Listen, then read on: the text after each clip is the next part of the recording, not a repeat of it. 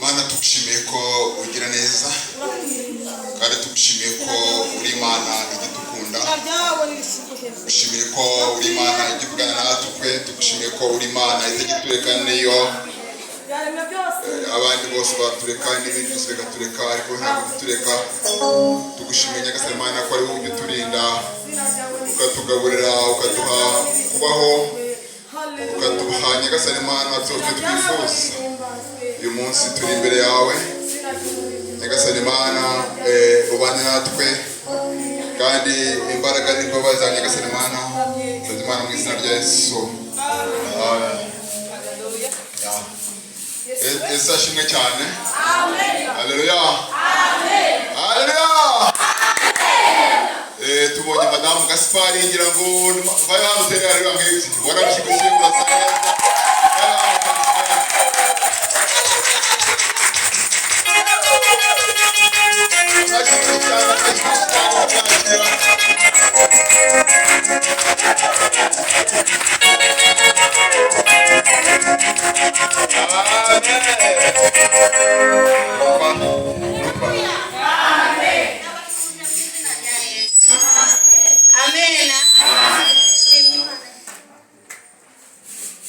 Imana yanyengereye iminsi yo kubaho tukaba twongeye kubona. Haleluya. Amen. Turiko. Oya ntago tubikunda rimeze ngo biraryana ngo umuntu agerayo ngo marira kamushira mu moyo.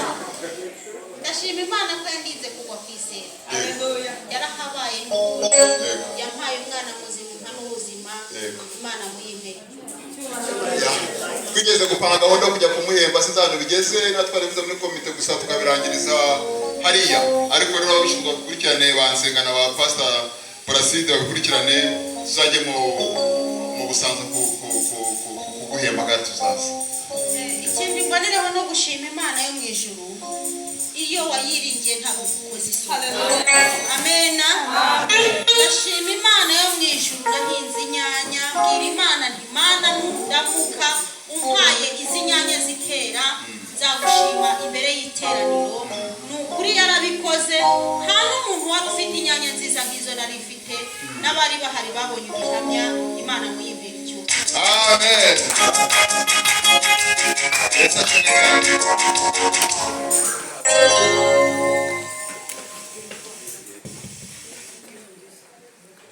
Turashimira abantu bateguye ahangaha harasa neza. N'abasenera bagerageje gukoraho ngira ngo ni ukuzana amakaro tukarenzaho cyangwa ibindi kuko muri mwumva akavumo kazamuka. Abagerageje kubikora Imana bamugisha. Bwira mugenzi wawe mwicaranye ngo urasa neza kurusha mu kwezi kose. Nuba natishimye ongera umugore wumvire ngo urasa neza.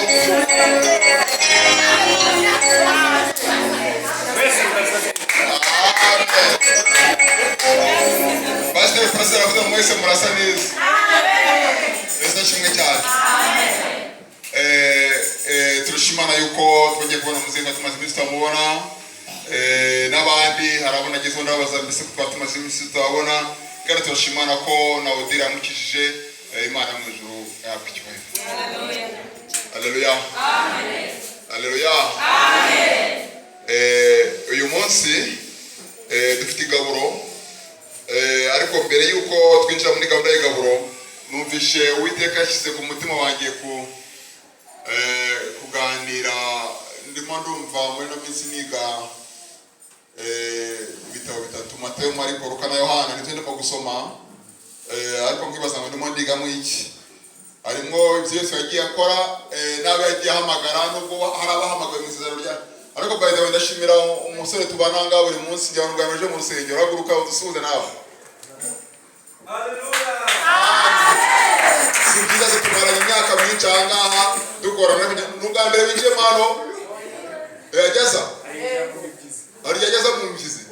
Okay rero nawe turagushimira ko wageze nawe niba nakuvuze bihangane nawe turagushimira ko wageze. Amen. Yesu ashimwe cyane. Yesu Kristo mu rugendo rwe rw'imyaka 3 yamaze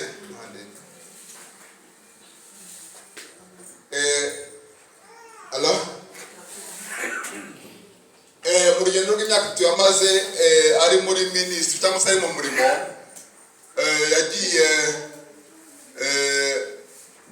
ahamagara abantu kandi umuntu wese Yesu yahamagaraga yamusangaga mu bintu yakoraga.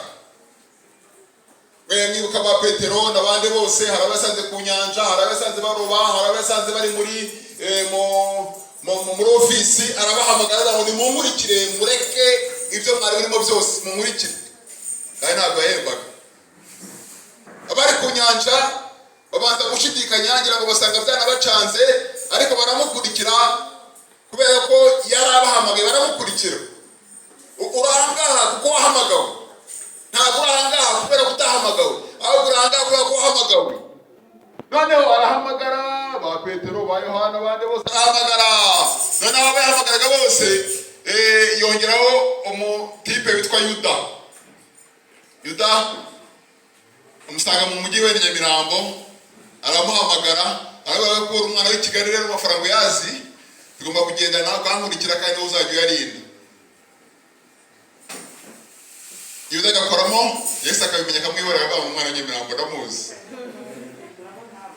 agakoramo ntabone ariko aramuhamagara aravuga amafaranga Yuda niho ugomba kuzajya mbese nkibaza ku kiba Yesu avuga ko yakundaga Yohana ngo kuko mu bigishwa be hari commentaire zivuga ngo Yohana ngo yahoraga mu gituza cya Yesu.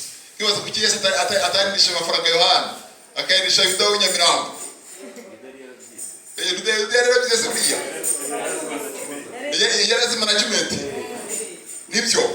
Mbese hari raporo batangaye buri kwezi ko ari kuyagendana gusa gutese bagomba kurya bikeya akagira ibisigara.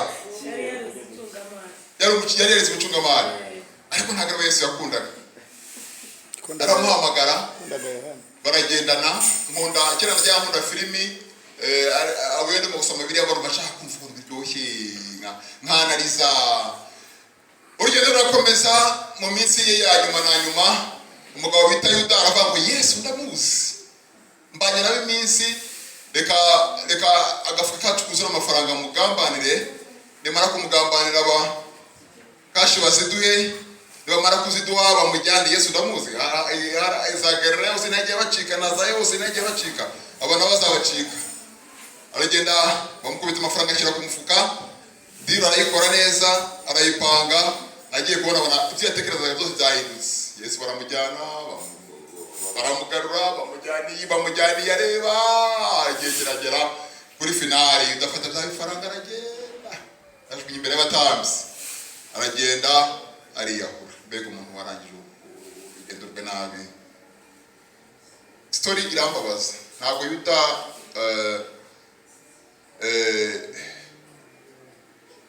yagomba kwiyahura ariko ntabwo tuzamubona mu ijuru. Yararaye. Yesu ashimwe cyane. Yesu ashimwe cyane. Ba Yohana n'abandi bose ba Petero burya ntabwo Yuda yakiraniwe ahubwo Petero yarakiraniwe niba yakoze ibyaha byinshi cyane mu myaka 3 Yesu yamaze ari mu murimo w'Imana ari muri ministry. Petero yararwanaga. Petero ari umunsi we ngo afata Yesu Petero akuramo inkota arareba kimwe mu bya kigaya bagiciye ugutwi. Yesu afata ugutwi arongera agusubizaho. Hari umunsi umwe Yesu yavuze ngo ungambanira ahangaha ngo Petero ati nzabana nawe njyewe niba kugambanira aba bose ariko nzagendana nawe. Maze Petero amwihakana inshuro nyinshi cyane ariko Yuda wakoze icyaha kimwe kiramurangiza. Ubu ntabwo tuzamubona mu ijuru. Mbega inkuru ibabaje ni inkuru ibabaje. Iyo Imana iduhamagaye twese ko turanga twarahamagawe. Iyo Imana iguhamagaye ukazanga mu nzu y'Imana hari impamvu Imana ibiguhamagaye. Ese ashimwe cyane. Amen. Haleluya. Ndashaka mwese mu ndeba abana barera umwana uri mu musore ndashaka mwese mu ndeba. Iri ni somo riri serious cyangwa utanga. Imana iguhamagaye ukaza mu nzu yayo hari impamvu iba iguhamagaye. Ntabwo wicaye kuri aho gatebe kugira ngo bahanura guhanurire nurangiza ugende bya bindi bikore. Aho ngaho kugira ngo wuzuze umugambi w'Imana yateguye mu buzima bwawe ahangaha mu isi. Ese ashimwe cyane. Amen. Haleluya. Amen. Ibyo mwari mubizi urahangaha kugira ngo wuzuze umugambi w'Imana ukore icyo Imana yaguhamagariye ahangaha mu isi. Hari impamvu Imana yaguhamagaye. Bamwe Imana yabasanze mu kabari, abandi Imana basanga ku muhanda, abandi Imana basanga muri buwate. Nahoze mbwira Pastor Placide turimo gutera kaya kora sikaba zatamba mu ijuru. Amen. Haleluya. Nahoze mbwira ngo kara karekare keza abangiza bomarere warazibyinnye ariko izima Pastor Mbogore namutanze urugero rwose n'ibibazo nawe zabo bomarere warazibyinnye bomarere yakubita garege ntosizi urumva zabo bomarere warazibyinnye ariko ubu iri arega kutarimo kuyicaga mu nzu y'Imana. Bora gutanga urugero umbabarire kuko nzi yuko Bobo Marley yaririmbaga reggae n'abarokore bakayiririmba bakajya mu mwuka. Ariko tugiye mu nzu y'Imana abaririmbaga reggae mu rusengero ho bigira batagatifu. Hari impamvu Imana yaguhamagaye kubahaga mu nzu y'Imana. Nukuri ntabwo Imana yaguhamagaye gusa, ntabwo Imana yaguhamagaye. Ngiye hari ikintu kimwe nifuza mu bintu nkora. Hari abantu bajya bansanga mu kazi bakansanga mu bantu, ari ab'imiryango, ari inshuti zanjye, ari abajyana muri uyu murimo w'Imana bakaza bakambwira ariko wowe ntabwo ubona buriya n'umureba bareba mu buzima bwanjye nifuza kutagira umuntu n'umwe nabura, cyangwa se niyo namubura nkamubura niba hari icyankuyeho, kuko numva hari ikintu Imana yashyize muri njyewe, kuko numva n'uw'agaciro. Yesu ashimwe cyane, Yesu ashimwe cyane, kuko numva n'uw'agaciro, kuko numva n'umuntu ukomeye, numva n'umuntu udasanzwe. Ariko nkibaza ngo mbese wa muntu udasanzwe ni umuntu udasanzwe kuri we gusa, cyangwa ni umuntu udasanzwe no ku bandi bantu? Nkumva abantu bagakora ibintu bitameze neza, abandi bo hanze bakabimenya bakaza bakambara ngo we ntubireba. None se ndimo ndabireba, ariko nubwo ntibireba reka ndwaze. Hari impamvu Imana yakuremye, hari impamvu Imana yagushyizeho, hari impamvu Imana yagushyize mu nzu yayo, hari impamvu Imana yaguhamagaye, kandi uri umuntu udasanzwe.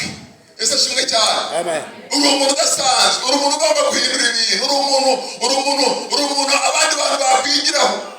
Yesu ashimwe cyane, haleluya. Numva ningera mu ijuru, numva ntushaka Imana. Pastor Purasi yageze avuga ngo ndagutanga urugero uzajye wihangana.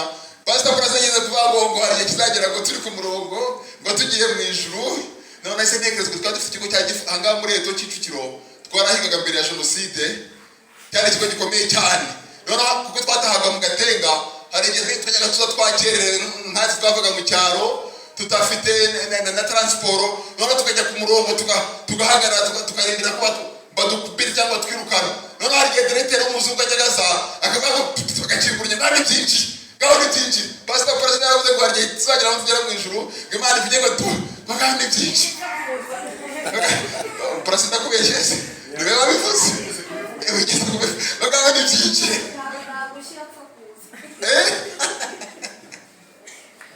Ariko numva nsaba Imana, mvuga ngo Mana, umunsi nzaba ngeze mu ijuru, numva nshaka ko nzashimirwa n'Imana ngo my son Alex wakoze ibyo wagomba gukora. Yesu ashimwe cyane. Kuwa kane nagize inama n'abantu bamwe dukorana, cyangwa se wenda bakomeye kundenza, turaganira kugeza mu masaha y'inegera 10 nari ndi muri office Zoom. Ndaje ndababwira ngo numva nta muntu umwe nshaka kubura, numva nta muntu umwe nshaka kuruzinga, numva nta muntu umwe nshaka mu buzima bwanjye ngo agende. Iyo dictatorship kuba udashaka ko hari umuntu ukuvaho, nibyo ni weakness yanjye. Dictatorship ngo ni nka umunyagitugu, si umunyagitugu gusa ushaka abantu bose bakubaho. Noneho ndababwira rero njyewe numva ntifuza ko hari umuntu wamvaho. Noneho kandi Imana itubuzaho abantu bagenda, ariko nkavuga ngo niyo yanamvaho, yaba ari mu muryango, yaba ari uwo dukorana, yaba ari uwo dusengana, yaba ari uwo tugendana, yaba ari uwo tubana mu zindi activities, nifuza ko nta muntu wamvaho. Niyo mpamvu niyo umuntu agiye, hari umuntu agenda akagenda kabisa, ubona agiye, ubona kabisa aragiye, kandi aho agiye aragiye, hari icyo yamuyeho aragiye. Wese ari umuntu ndababwira nakora iki kugira ngo umuntu uzi unagiye agire icyo ajyana kimvuyeho. Ese ashimwe cyane. Ariko ni principe nagize mu buzima bwanjye, ahantu hose nagiye nyura ndabyibuka, nta muntu n'umwe nigeze nyura mu biganza ngo mbure ikintu mutwara. Oya,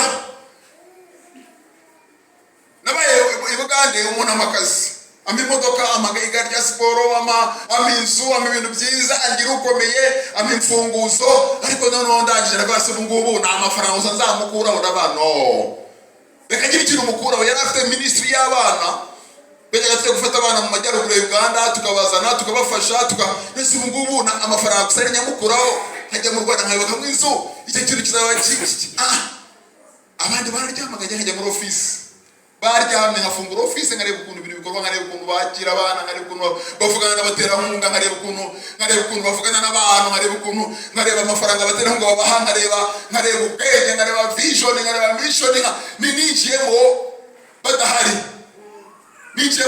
badahari, noneho n'abandi bose no muri South Africa no mu mahanga yose, ahantu hose nagiye nyura, nagiye buri muntu hari aho bambwiye, hari igihugu kimwe nabayemo muri Malawi, Zambia ho nabayemo barwana uriya muntu ni maneko, ukuntu tumureba ashaka kumenya, ashaka kwiga, ashaka kugira ikintu atwara. Banibaza umuntu ko numva hari ikintu Imana yashyize muri njyewe, ese abantu bari around yanjye, abantu banyegereye bazagira icyo banyigiraho?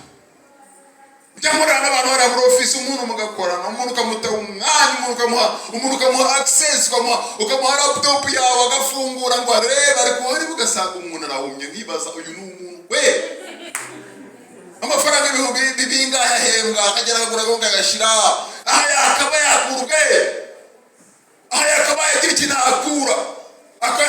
Umujyanama wanjye wa mbere na mbere yarambwiye ngo nuhura n'umuzungu ntuzamusaba amafaranga, uzamusabe ubucuti. Ntekereza ko Kayisha arabizi, ari mu bo twahuye mbere, ntabwo ngeze musaba amafaranga. Abe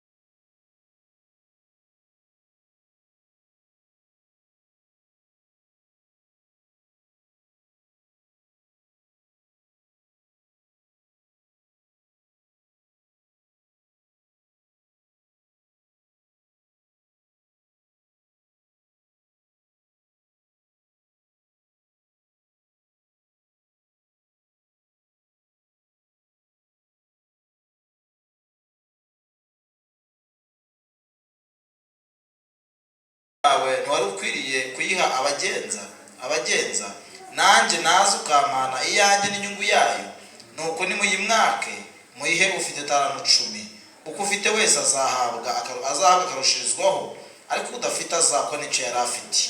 N'uyu mugaragu ntacyo amaze, mumujugunye mu mwijima hanze, niho bazaririra bakahekenyera amenyo. Amen. Gusubira ku cyo birangije ngo amen.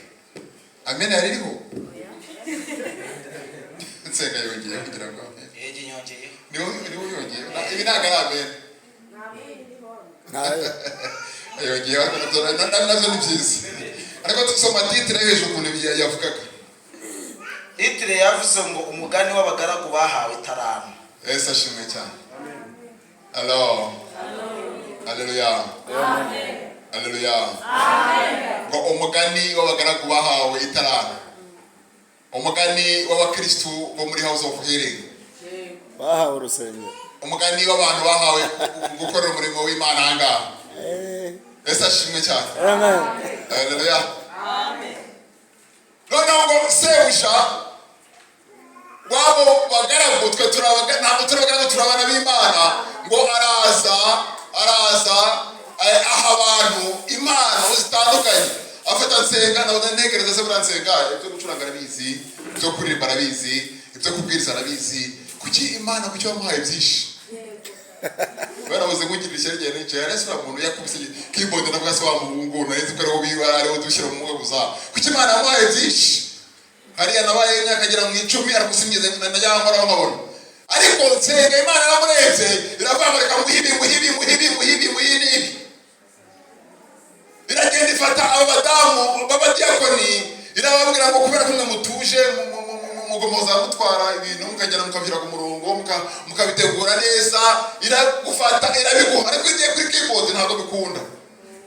Iragenda isa n'ababaririmbyi bazanga bakitera hejuru bagatera amakorasi bikagenda ijwi rikagenda neza, bafite ijwi ryiza ibaha ryajwi kugira ngo babe barahangaha mu murimo w'Imana bawukoreshe. Ngo uwo mugaragu aragenda atanga impano zitandukanye ku bantu ngo bitewe n'imbaraga zabo, bitewe n'abo bari bo.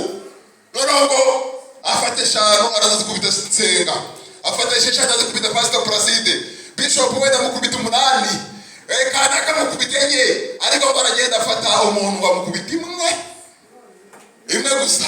Abantu bafite 8 nsenga ntabwo umunsi yari bucuranga ngira ngo yari buyobore, ariko umucuranga atandura bamureka mpore n'ahangaha aho bandi akora ibindi. Noneho yampana Imana yamuhaye aragenda yitsaza umusaruro arabicuranga biragenda. Wa muririmbyi utabonetse bari gutere korasi undi afata mikorofoni arayitera biragenda. Impano uko zitandukanye Uwiteka yagiye aziha abantu. Nawe uje mu nzu y'Imana hari impano Imana yaguhaye, hari ikintu Imana yashyize muri wowe. Ntabwo upfuye guhamagarwa gusa, ntabwo urahangaha gusa gupoteza hagati kumara umwanya, ahubwo urahangaha kubera ko hari ikintu Imana yaguhaye. Kandi umunsi umwe nitugera mu ijuru twaba turi muri babandi bipfuye kwinjira, cyangwa se twaba turi babandi bakoze ibyiza, Uwiteka azakubaza ngo mbese ibyo naguhaye ndashaka feedback. Ntabwo impano Imana yampaye ari zo yaguhaye, ntabwo iby'Imana yahaye Senga ari byo yahaye Jeannette, ariko ibyo yaguhaye byose kuko iguhamagara ntabwo yapfuye guhamagara gusa nguze uno. Ntabwo Uwiteka apfa guhamagara umuntu gusa, no. Uwiteka ahamagara umuntu ashaka kumukoresha. Yesu ashimwe cyane. Haleluya. Haleluya. Uwiteka ahamagara umuntu ashaka kumukoresha. Yagiye ku mugabo bita Yesaya, noneho agiye guhamagara umukozi we. Noneho umusaza aragenda ahamagara abasore be bize b'imbaraga ba Fasibone, arababona abashaka yuko abanyuma bahari ahamagara umukuru ukurikiye arahamagara umuhanuzi avuga ngo no aravuga umugaragu wanjye abana banjye ndabarangije, ariko hari akana kamwe gafite imitego katazi no kuvuga, kambaye na bya bintu by'imigipira gusa kigera hasi ko kaba mu ntama, uwo ntago ari umwana akadika kaba mu ntama koko ntago mpabara mu bana n'akabaye nshaje nta nubwo kize nta nubwo kigeze gakurira iwanjye ngo karebe strategy yo kurwana urugamba ko kaba mu ntama ni agahererezi.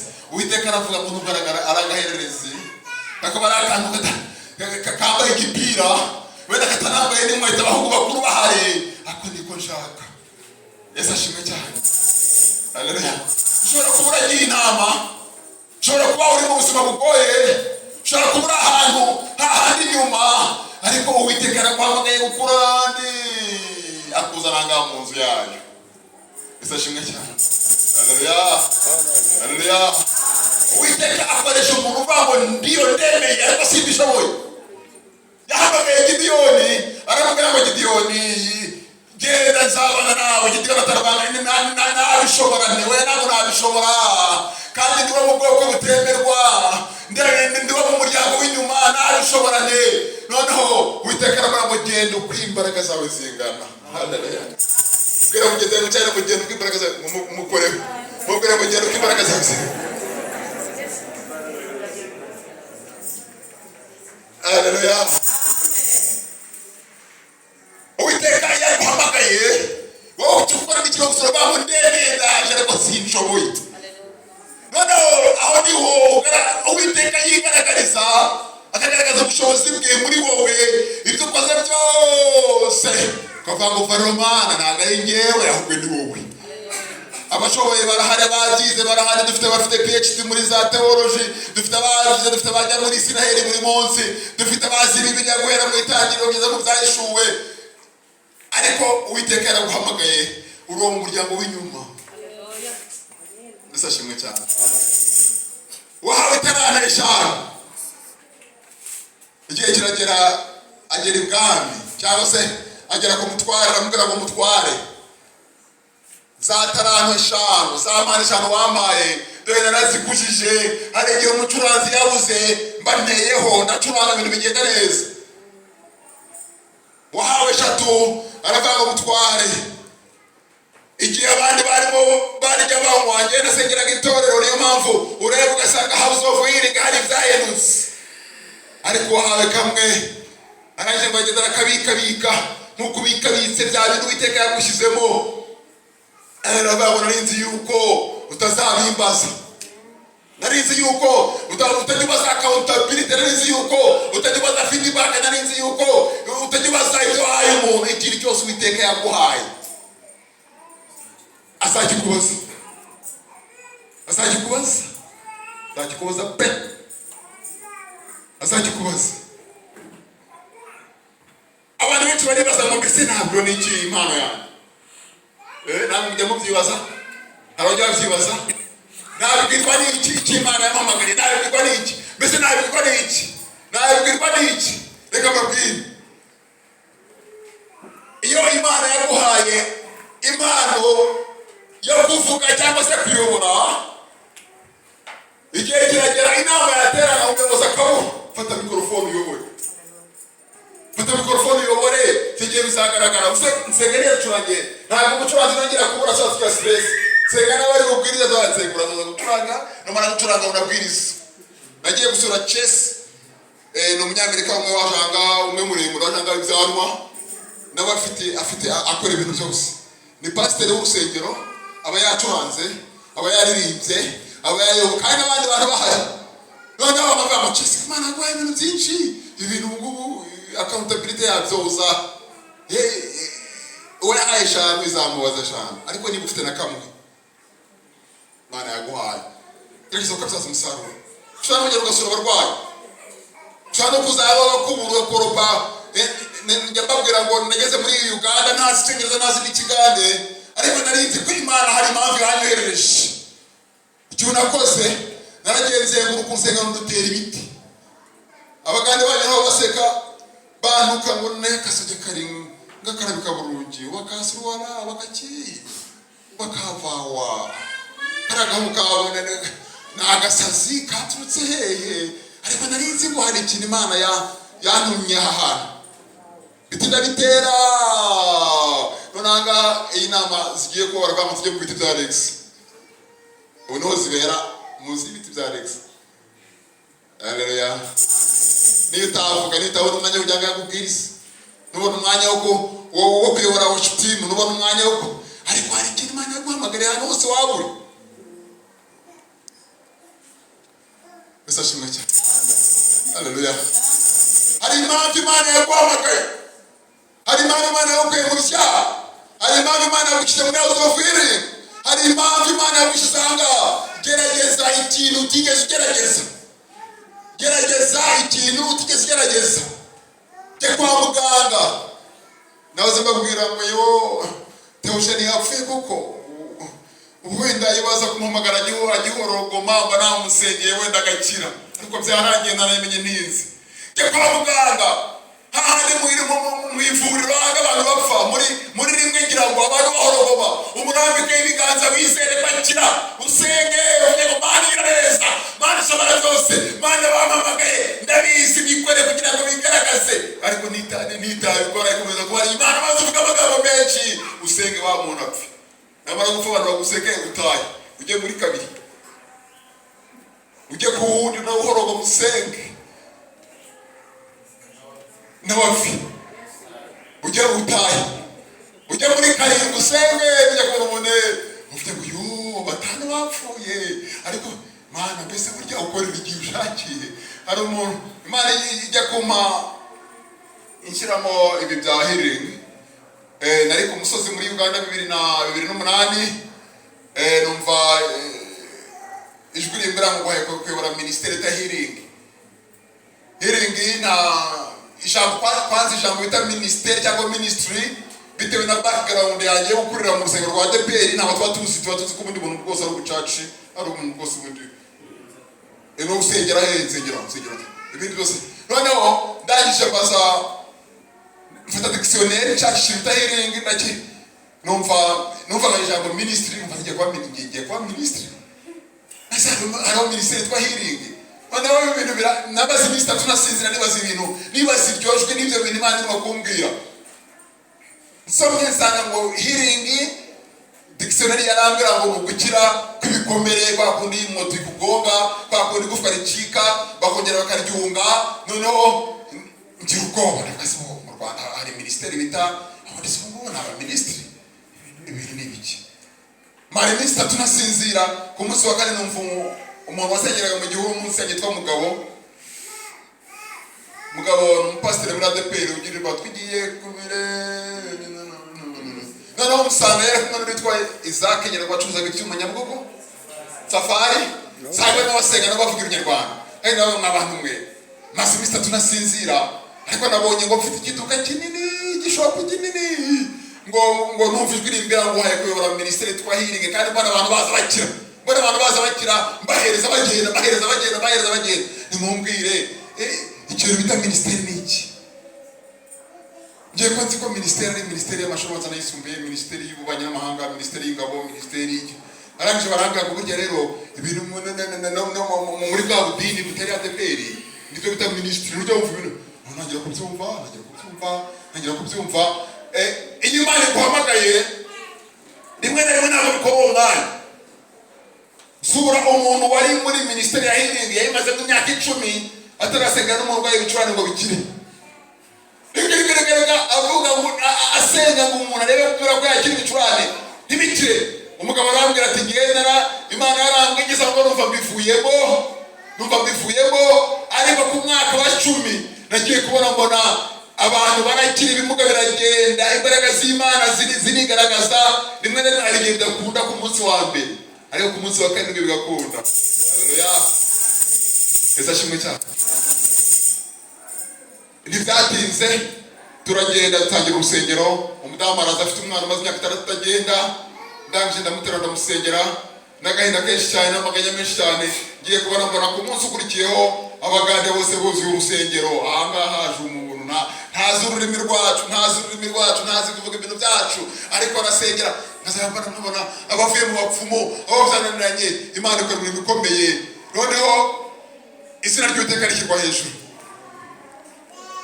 Mugabo umwe twakodesherezaga inzu, Dr. Sari, abagande baramubwira ngo bari abantu birukane kubera ko batwariye abantu.